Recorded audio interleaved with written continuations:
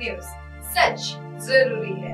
नमस्कार दर्शकों, ये है एमएनएस न्यूज नेटवर्क और आप देख रहे हैं एमएनएस न्यूज टीवी। मैं हूं आपके साथ शुभांगी। तो आइए देखते हैं आज की कुछ खास खबरें।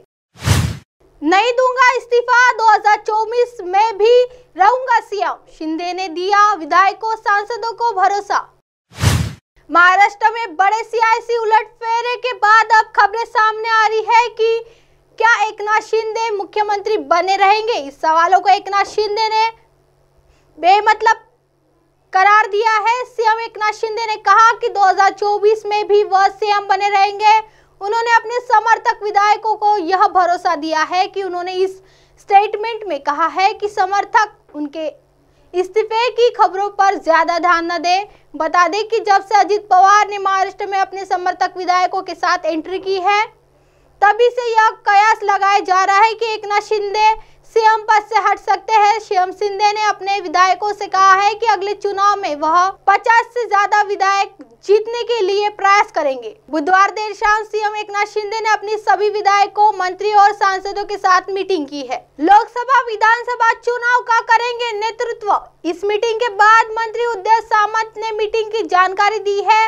उन्होंने कहा है कि सीएम शिंदे ने सभी को संगठन और भी मजबूत करने के लिए कहा है। उन्होंने कहा है कि उनके विधायकों में नाराजगी नहीं है और इस तरह की सभी खबरें झूठी है।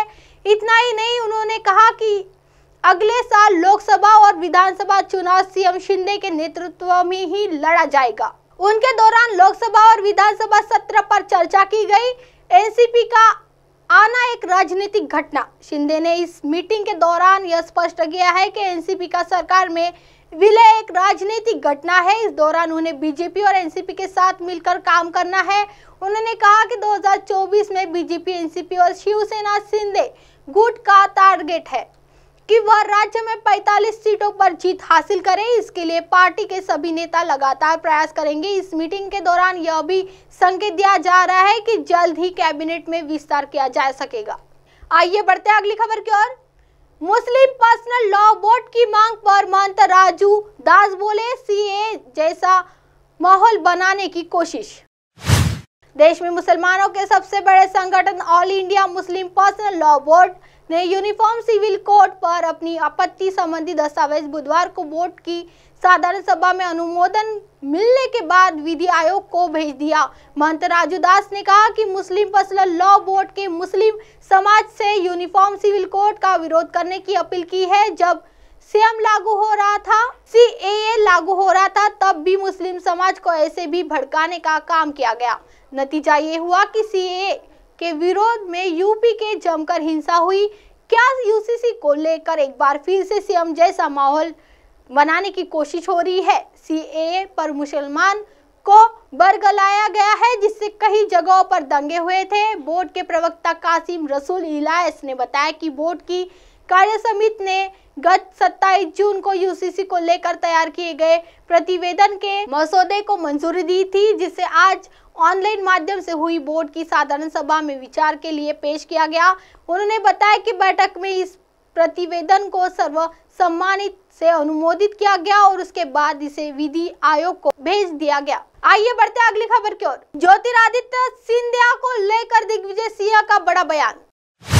मध्य प्रदेश की 230 विधानसभा सीटों में 66 पर कांग्रेस बार बार क्यों हार रही है, इसे लेकर पूर्व मुख्यमंत्री दिग्विजय सिंह ने मंथन करते हुए एक रिपोर्ट तैयार की है। पूर्व मुख्यमंत्री दिग्विजय सिंह ने कांग्रेस के वरिष्ठ नेता रामेश्वर निखरा के साथ मध्य प्रदेश की 66 विधानसभा सीटों का भ्रमण किया। यहाँ पर भारतीय जनता पार्टी लगातार अपनी जीत दर्ज करा रही है। इन सीटों पर दिग्विजय सिंह ने कांग्रेस के नेताओं से मुलाकात की थी। इसके अलावा हार के कारण भी जाने, इसे लेकर पूरी एक रिपोर्ट तैयार की है। इस रिपोर्ट को कांग्रेस के चुनिंदा बड़े नेताओं के पास भी भेजा गया है।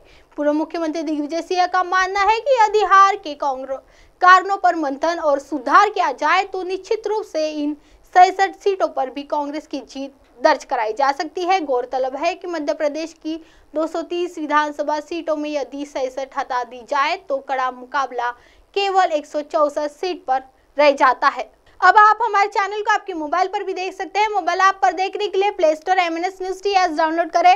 इंस्टा, लीक, ट्विटर, हाईकूक, फेसबुक और कई सोशल मीडिया के प्लेटफॉर्म पर हमारा चैनल उपलब्ध है। आप इसे यूट्यूब पर भी देख सकते हैं। आप हमारे चैनल को लाइव भी देख सकते हैं www.mnsnewst.com पर। फिलहाल वक्त चला दर्शकों ब्रेक का। ब्रेक से लौटने के बाद देखिएगा देश और दुनिया की तमाम खबरें। बनी रही MNS न्यूज टी पर। नमस्कार।